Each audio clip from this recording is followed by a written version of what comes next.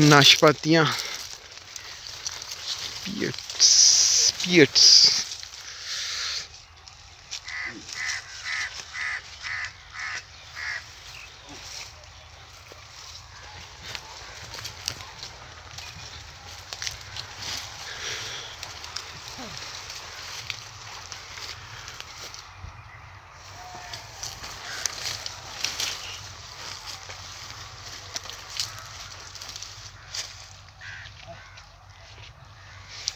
इस बार नाशपाती ने तो बल्ले बल्ले करा दिया उसे।